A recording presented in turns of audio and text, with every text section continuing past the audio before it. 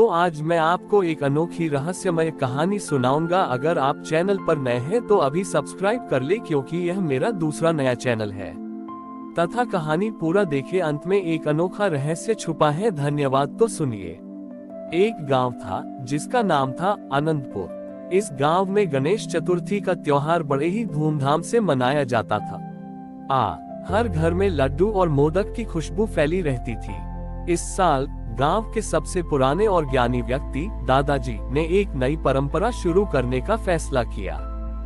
दादाजी ने गांव के बच्चों को इकट्ठा किया और उनसे कहा, इस साल हम गणेश जी को एक ऐसा मोदक चढ़ाएंगे जो सोने चांदी से नहीं बल्कि सच्ची मेहनत और ईमानदारी से बना होगा। बच्चे ये सुनकर हैरान रह गए। दादाजी ने सबको एक एक बीज दिया और बोले, यह आम का बीज है, तुम सब इसे अपने अपने आंगन में बो। जो बच्चा इस पेड़ को सबसे ज्यादा देखभाल करेगा और उसके फल को बिना किसी स्वार्थ के बांटेगा, उसका मोदक सबसे शुद्ध माना जाएगा। एक बच्चा था जिसका नाम था राजू। राजू बहुत गरीब था, पर उसका मन बहुत सच्चा था। उसने अपने आंगन में बीज बोया और दिन रात उसकी सेवा करने लगा। वह रोज सुबह जल्दी उठकर पौधे को पानी देता, धूप से बचाता और उसकी पत्तियों से धूल साफ करता। वहीं गांव के दूसरे बच्चे अपने अपने कामों में व्यस्त हो गए और अपने पौधों का ध्यान रखना भूल गए। कुछ महीनों बाद गणेश चतुर्थी का समय नजदीक आया। राजू का पौधा एक छोटा सा पेड़ बन चुका था और उस पर एक बड़ा मीठा आम लगा था। बाकी बच्चों के बीज या तो अंकुरित ही नहीं हुए थे या फिर सूख गए थे। त्योहार के दिन राजू उस आम को लेकर दादाजी के पास गया।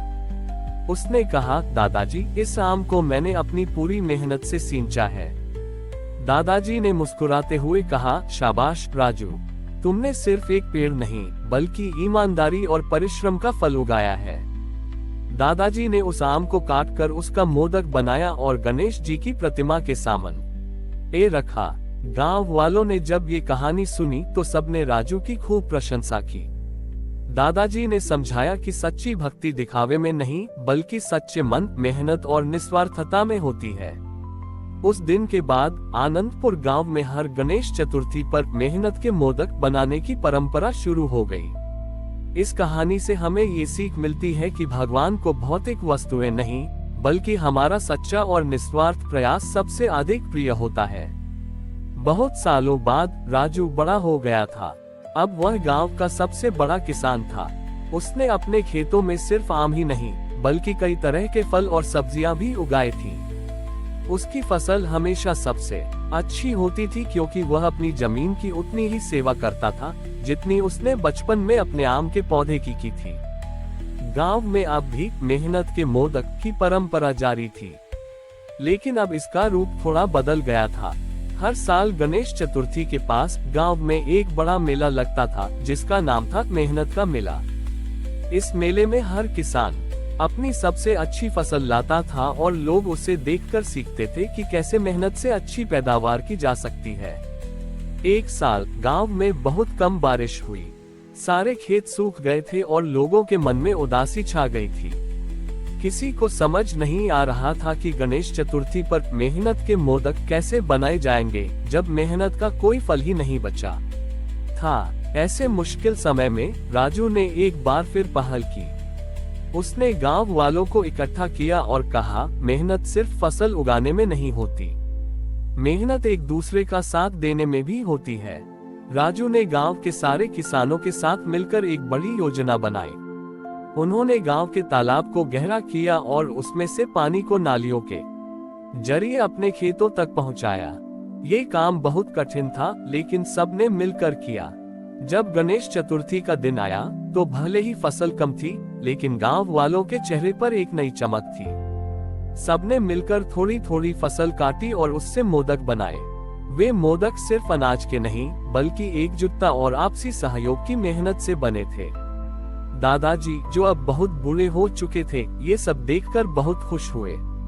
उन्होंने कहा, राजू ने तुम्हें सिखाया कि सच्ची मेहनत केवल व्यक्तिगत नहीं बल्कि सामूहिक भी होती है। जब हम सब मिलकर काम करते हैं तो कोई भी मुश्किल हमें हरा नहीं सकती। उस साल के बाद गणेश चतुर्थी पर मेहनत के मोदक के साथ साथ एकता के मोदक भी बनने लगे। और आनंदपुर गांव की यह कहानी दूर दूर तक फैल गई कि सच्चे दिल और एकजुटता से की गई मेहनत से हर मुश्किल का सामना किया जा सकता है। गांव की एकजुटता और राजू की दूरदर्शिता की कहानी अब पूरे राज्य में मशहूर हो चुकी थी। राजा तक ये बात पहुंची कि आनंदपुर गांव ने सूखी धरती पर भी अपनी मेहनत और एकता से फसल उगाई।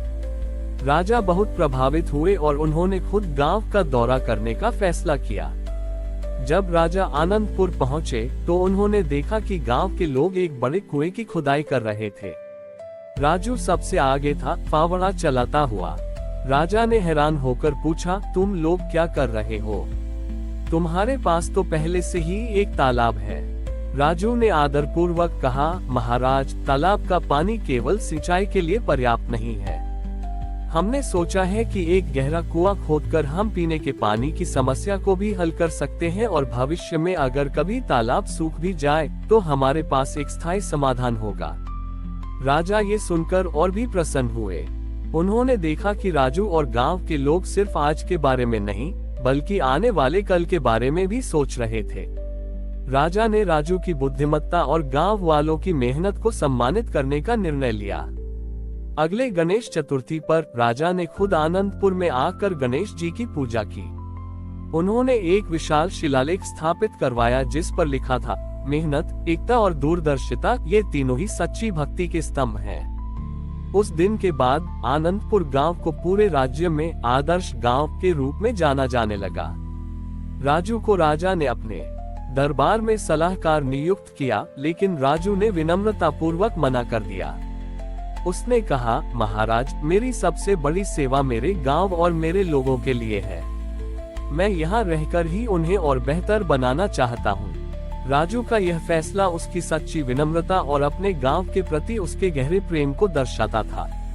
उसकी कहानियाँ बस सिर्फ एक मोदक की नहीं बल्कि एक ऐसे व्यक्ति की कहानी बन गई थी जिसने अपने कर्मों से न केवल अपने गांव का बल्कि आने वाली पीढ़ियों का भी भविष्य उज्जवल कर दिया था।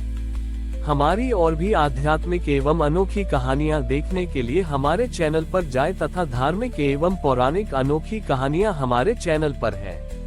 कृपया जाके देखें तथा हमारे चैनल को सब्सक्राइब करके रखें और वीडियो लाइक जरूर करें। धन्यवाद।